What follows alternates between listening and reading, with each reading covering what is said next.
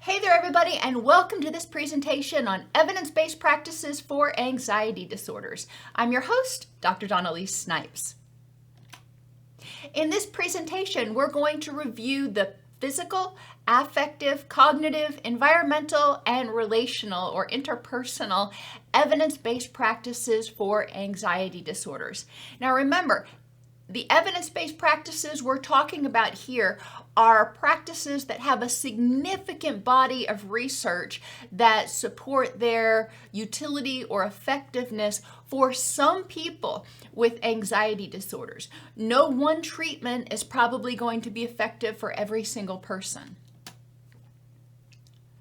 Let's start out with the physical. There's actually a lot of physical interventions for anxiety, and it kind of makes sense.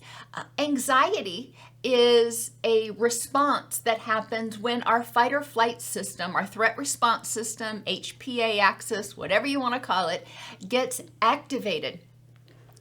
And there's a lot of things that can activate our stress response system, not just things that we think or things that we see or environments that we're in, but it can also be triggered by too much caffeine, sleep deprivation, inflammation, or insufficient vitamin D. So there are a lot of different avenues that we can explore to help people achieve greater amounts of symptom remission. So let's look at some of these.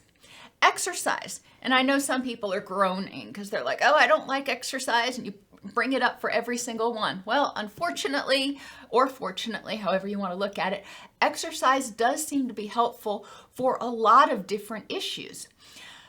Exercise can be helpful because when people get anxious, they're sitting still and they start feeling anxious, their heart starts racing, there's a disconnect between what their body is doing and what their heart is doing.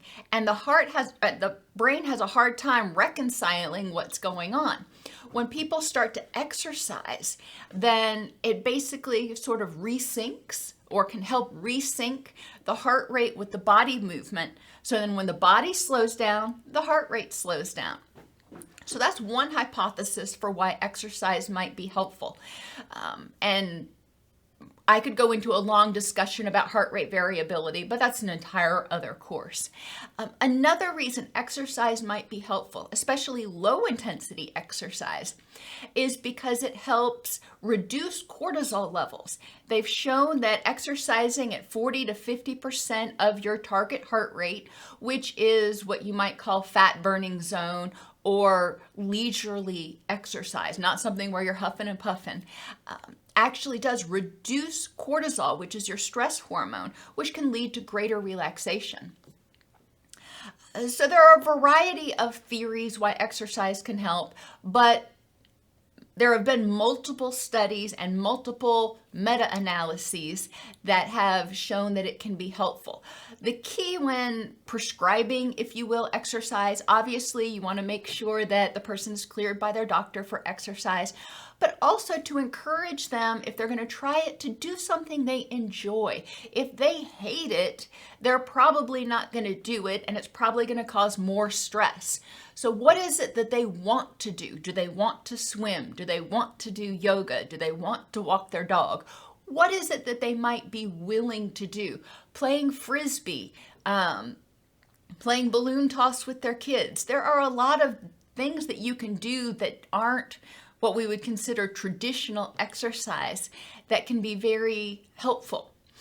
We're going to talk when we get down to the environment about the benefits they found from being in natural settings. The common term for this right now is forest bathing, and that's a little bit misleading because you don't have to be in a forest, but being in an environment where there's lots of greenery, lots of plants that are photosynthesizing and producing oxygen has also been found to reduce stress. So if you combine exercise with being outdoors in a park or even indoors, maybe in an arboretum, like in Nashville, we have the Grand Ole Opry Resort, and they have this indoor area that there are paths that you can walk in. There's actually a waterfall and a little kayak boat tour sort of thing. So it's really a neat place to be, and you can be surrounded by lots of greenery and lots of pseudo nature, even in the dead of winter. Okay, so enough with exercise. Nutrition. Inadequate protein, especially tryptophan, which is an amino acid. It's part of the things that make up proteins. And inadequate omega-3s have been associated with anxiety. Now, tryptophan is broken down to make serotonin. So we can see that it would be important for having that. Tyrosine is another amino acid that gets broken down to help make neurotransmitters. A good healthy diet with adequate whole protein can help the person be getting, or complete proteins, I should say, can help the person be getting enough tryptophan. In an average diet, it's really not that hard to do. Omega-3s, now that is a lot harder, especially in the American diet. We don't tend to eat near enough omega-3s, nearly enough fatty fish, or eat things like walnuts and other chia seeds, other things that are really high in omega-3s. Omega-3s are helpful for improving communication between neurons, which can be helpful. They are also strongly associated with being an anti-inflammatory food. Another thing that they've noted in the literature is a lot of people with anxiety disorders excessively consume inflammatory foods. So that increases the inflammation, which can kick off or hyperactivate that HPA axis. We want to be aware of this. We are not dietitians or nutritionists, so as mental health counselors, marriage and family therapists, social workers, we're not going to prescribe a method of eating for anybody because that is outside of our scope of practice. However, it's important to educate people that this could be contributing and encourage them to learn more about it and talk with their doctor or a dietitian. Inflammatory foods are highly processed foods, trans fats, and red meats, and foods that are highly processed, especially meats that are highly processed with nitrates and nitrites like hot dogs and sandwich meat and bacon. People with anxiety tend to have a higher abundance of pro-inflammatory bacteria in their microbiome. The research has indicated that there might be a benefit for this group of people to consume probiotics or probiotic-rich foods. And a lot of those foods are like your fermented foods, like your yogurt and your kefir and your kombucha. All of those things, sauerkraut, all of those things can help improve the balance of bacteria in the gut microbiome. So we see a lot of indications between inadequate omega-3s, too much in the way of inflammatory foods, and a higher abundance of bacteria in the gut that trigger the release of inflammatory cytokines. There's a strong relationship between anxiety and systemic inflammation. Another thing that came up in the nutrition literature, and this is probably not going to be a surprise, is L-theanine. L-theanine is the active ingredient, I guess, if you will, in green tea that helps produce a calming effect and has been shown to be associated with improved cognitive processing.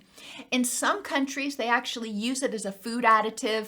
There's one type of gum that is actually made, chewing gum, that is actually made, and it's supplemented, or it's enhanced with L-theanine that provides that boost throughout the day. So there has been some research on that as well. Always Check with your doctor before trying to take any supplements. Repetitive transcranial magnetic stimulation, or RTMS, has also been found to be very effective with a lot of mental health and mood disorders, anxiety included. RTMS is not something you can do at home. It's something you have to do in a clinic where someone's been specially trained for where to put the electrodes to stimulate the right areas of your brain. But it's non-invasive. They don't have to implant anything. They just put little electrodes on your head. That has been shown to be effective, and in most major cities there are clinics where you can receive RTMS treatments. It may be something that we refer out to a clinic for, and we work in consultation with that clinic as the counselor, and then they're the ones that provide that sort of treatment. But reach out to the RTMS clinics in your area if you're interested in this as a alternative treatment for your patients. Many of them are very open to having you come in and observe procedures, take a tour, learn more about it, so you can better explain it to your patients. Now, another one that is really interesting and can be done at home, although it should be medically supervised the first time, just in case the person has any unexpected side effects, is what they call TVNS, or transcutaneous, that means through the skin, vagus nerve stimulation. And they found that by using special clips to attach a TENS unit, we've talked before a lot about TENS units, using a special clip to attach the TENS unit to the tragus in the ear, it's possible to stimulate the vagus nerve and promote a relaxation response. They found that TVNS reduces spontaneous but not induced negative thought intrusions. What does that mean? A lot of people with anxiety have a lot of rumination and a lot of intrusive thoughts. Some of those thoughts I will call monkey mind. They're sitting on the bus on the way to work, whatever, and this intrusive thought pops in. That's a spontaneous intrusive thought. And TVNS has been found to be very effective at reducing these spontaneous intrusive thoughts. The induced negative intrusive thoughts are ones that are brought about by being presented with a stimulus. They are thinking about a meeting that they've got to go to, or they see a picture that reminds them of something of the past that triggers those negative thoughts. TVNS was not helpful with that. If it was triggered by something, then the brain is saying, hey, there's something to pay attention to. But the TVNS actually does slow down or dampen, at least, the spontaneous negative thought intrusions. It kind of helps people learn to tame their monkey mind, if you will. TVNS has been shown to improve heart rate variability, and it's important to understand more about the vagus nerve, more than we can go into in this presentation, to really understand the connection between TVNS and heart rate variability. But basically, very, very simply, heart rate variability is what you want. You want your heart rate to be slower when you're relaxed and increase when you're stressed, and then go back down when you're relaxed. That's good heart rate variability. If you are stressed, or whether it's physically, like being overtrained or being sick or having anxiety or what have you, a lot of times your heart rate stays elevated. So instead of going from 60 beats a minute to 100 beats a minute and back down, it may be from 80 beats a minute to 100 beats a minute and back down. And a lot of us who exercise and pay attention to our training recognize that if our resting heart rate is staying too high, that's our body's way of saying it's still under stress, and we shouldn't do an all-out, intensive workout in the next day. We want to wait until our resting heart rate is back down to where it should be, so we have a greater amount of heart rate variability. When we're putting in our effort, it's up here, but when we're relaxing, it can come back down. Anyhow, low heart rate variability or lack of heart rate variability indicates that there's an underlying level of persistent stress. TVNS helps reduce that underlying level of persistent stress, so you have increased heart rate variability. It's really cool when you stop to think about it. And because of the ability of TVNS to stimulate the vagus nerve, which stimulates the relaxation response, it also helps heal, if you will, maybe recalibrate, whatever word you want to use, the HPA axis. So there's fewer stress hormones coursing through the body, less amount of time, which contributes to reduced inflammation, which is another thing that causes stress on the body. So TVNS is really cool, and it can, like I said, it can be done at home with a relatively inexpensive TENS unit and an ear clip. However, since it does stimulate the vagus nerve and it is associated with, heart rate and everything else, I always recommend that it be done under supervision the first time, and definitely under medical supervision with somebody who has any sort of heart problems or has a pacemaker or anything like that. They definitely need to work with their doctor or their cardiologist before they start doing any of that. Massage. Massage has been found to be very helpful both with and without aromatherapy. Not everybody's down with aromatherapy, but massage itself has been found to be helpful. Interestingly, acupoint massage or specific body reflex area massage shows a larger effect than general massage. Well, I can see where that might work because I hold tension in specific areas. And when I work the knots out of those particular areas, it helps a lot.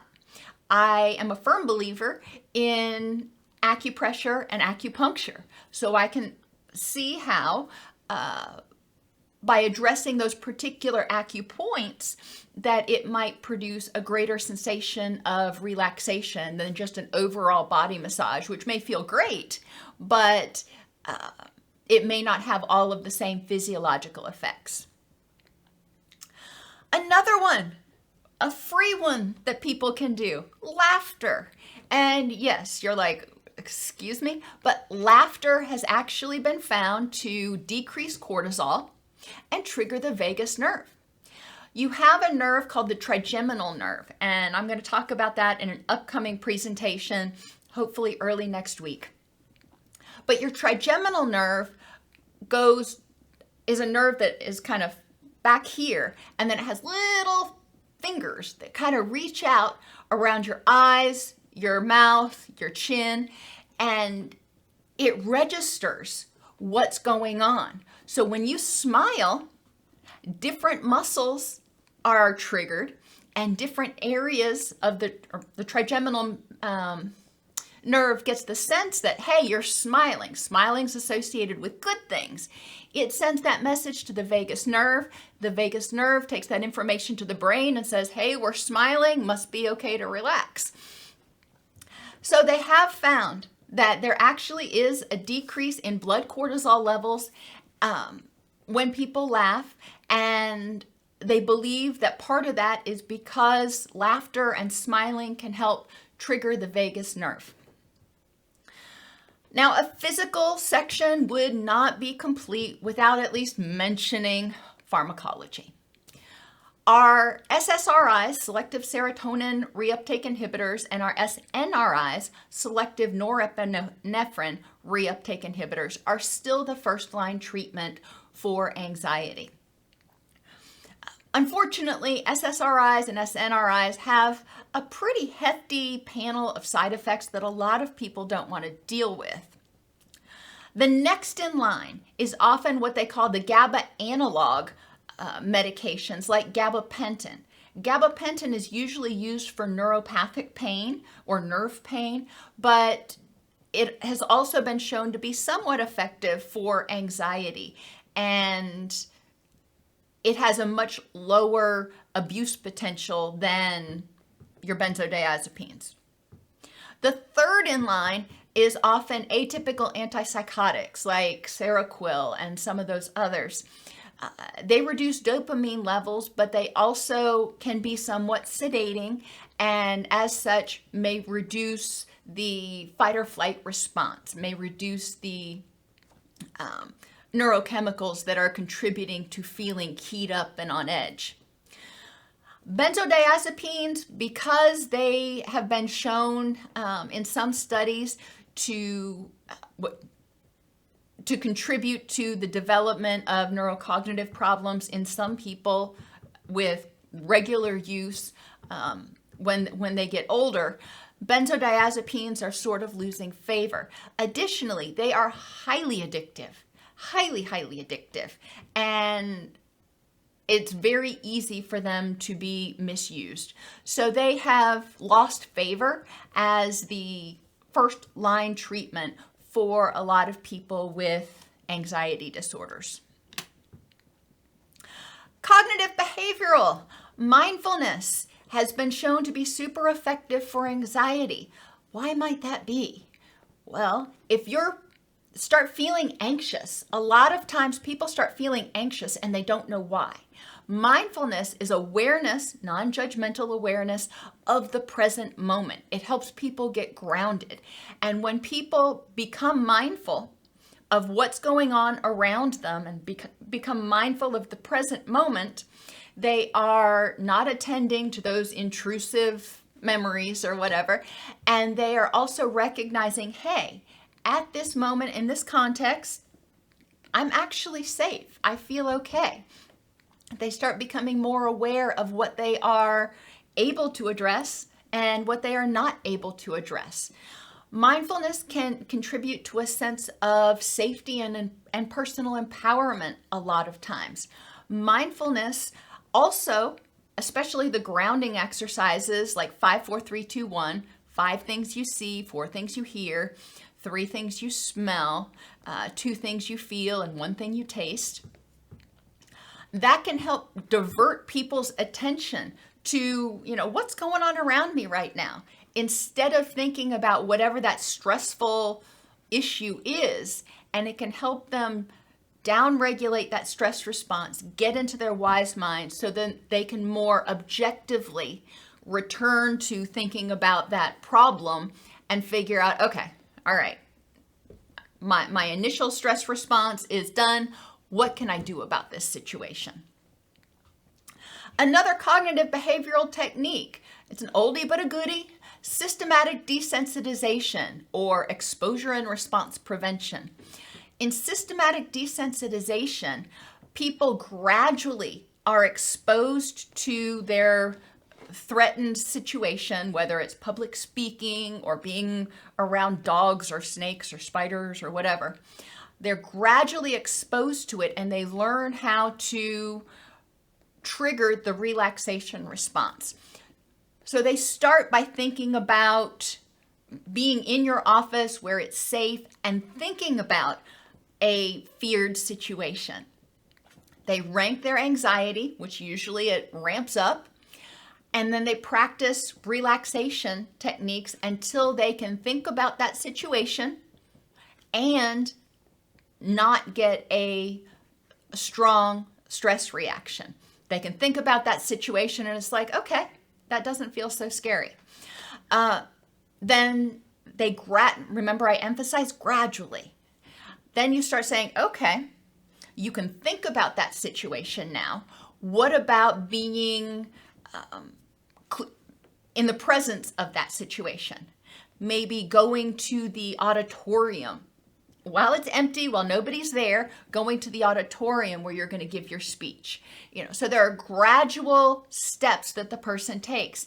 Each step, they stay there until they can be in that situation without having an extreme stress response. They feel like they've mastered their emotional reaction to that situation. you work all the way up to actually doing or experiencing that feared stimulus, but it takes a while. This is not something that happens in a day or 2 sessions. A lot of times it's multiple sessions that the person that it takes the person in order to develop that mastery. And it's much, much better to go slowly so they don't feel anxious going into the activity or the exercise. Now, there is another type of exposure and response prevention that's called flooding. And I didn't find a lot of current articles on using flooding for anxiety situations. What flooding is basically taking the person and putting them in that situation that they fear, and staying with them until that they can de-escalate. That's always been somewhat controversial. Systematic desensitization is a much kinder, gentler, empowering method of doing the same thing. But with systematic desensitization, you're still preventing the response. They're there, the first session, they're thinking about being in that situation. They're not in it, they're nowhere around it.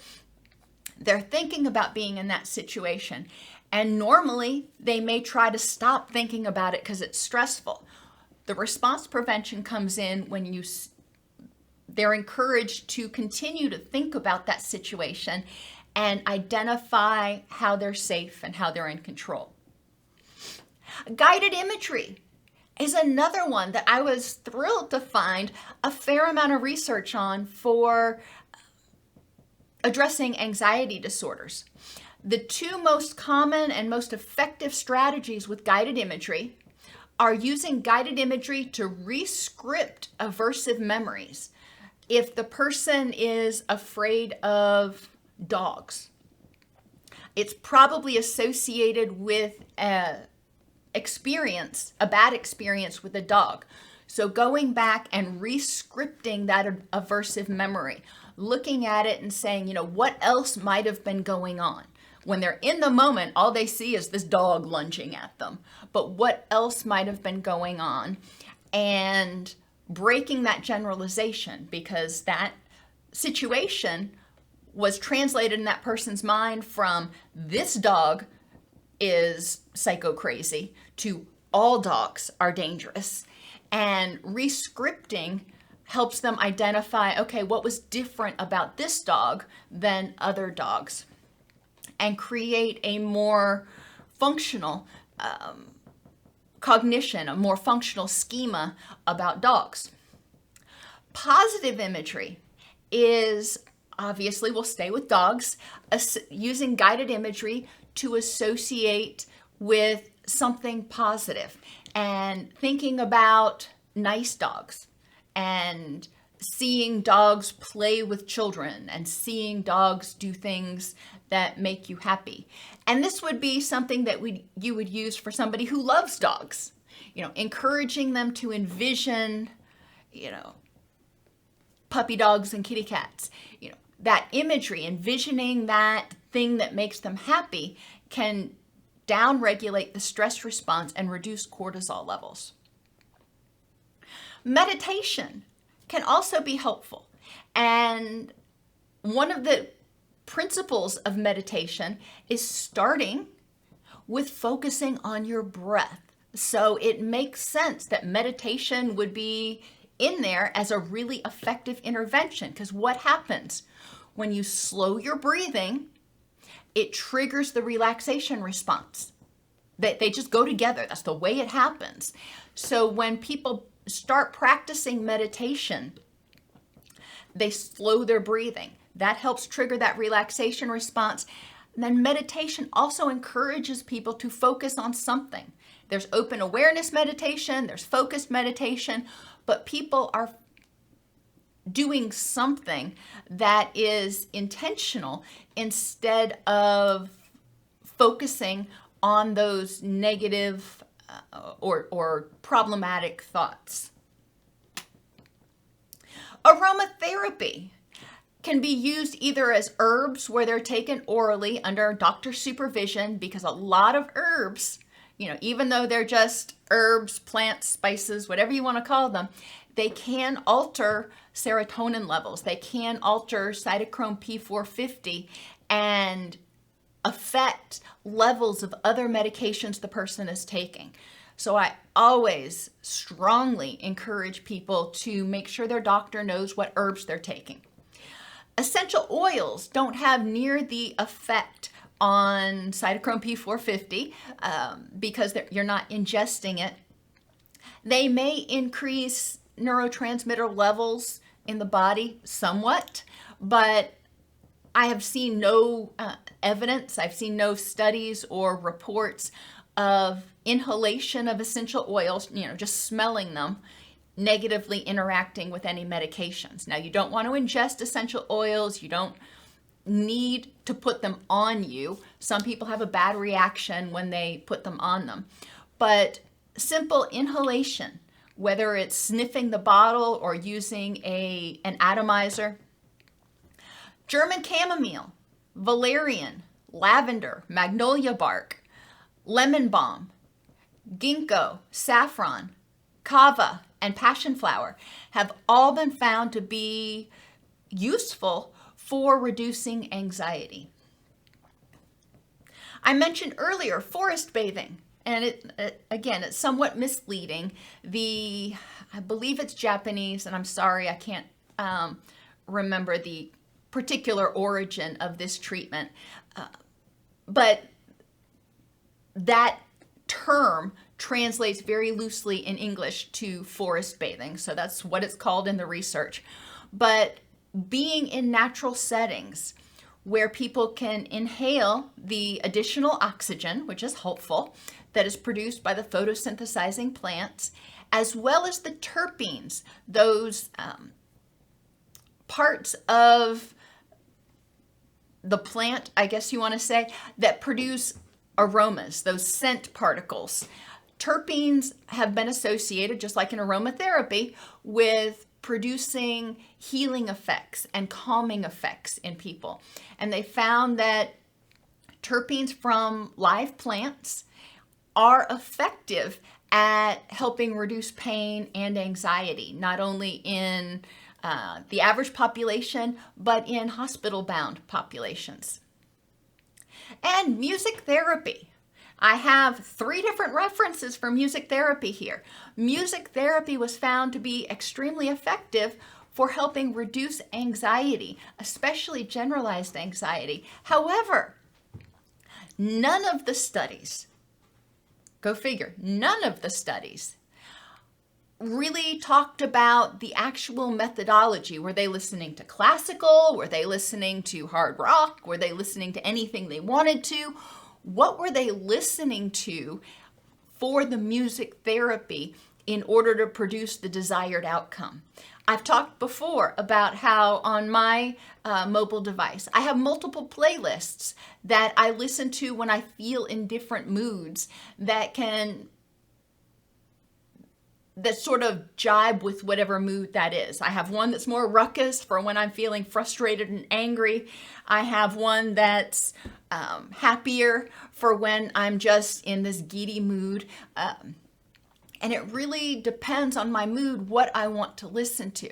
So I would be interested in exploring music therapy a little bit more to see exactly what qualities of the music therapy are effective. It could be that just like some of these other interventions, listening to something that you like to listen to that actually focuses your attention away from the anxiety-provoking stimulus is what you need. So whatever it is that's going to capture your attention is what you should listen to. I don't know that to be true. And I would be interested if any of you have experiences with listening to music to help yourself calm down or cope with feelings. What is it about the music that helps you feel better?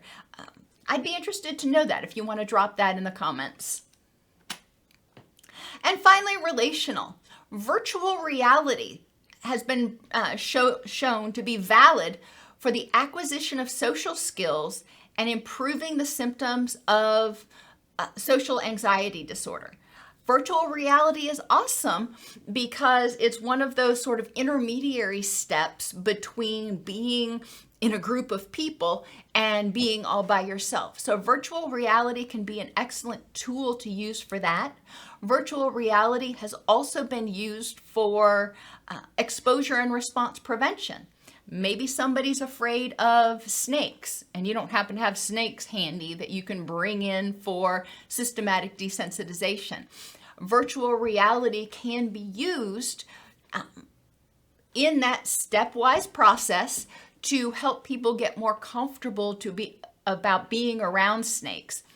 With snakes, for example, understanding how to look at a snake and tell with reasonable certainty whether it's poisonous or not. In most places, there's very few poisonous snakes. There are a few places where there's a bunch of them, but in most places, there are very few. In Tennessee, I think there's 5.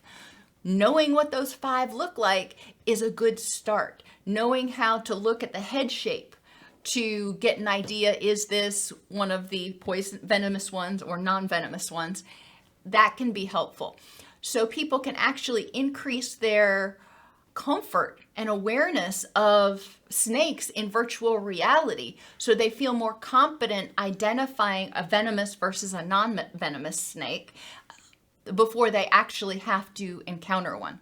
So there are a lot of different ways that we can use virtual reality, and we're just now beginning to sort of scratch that surface. Anxiety disorders have many different origins. Often, one single treatment will be insufficient for full symptom remission. Current evidence-based practices recognize the involvement of the vagus nerve, the microbiome, nutrition, and maintaining anxiety disorders. Massage, aromatherapy, environmental interventions, cognitive therapy, and virtual reality can all be considered as treatments in addition to or instead of, if somebody doesn't want to use medication, to enhance traditional approaches to anxiety treatment.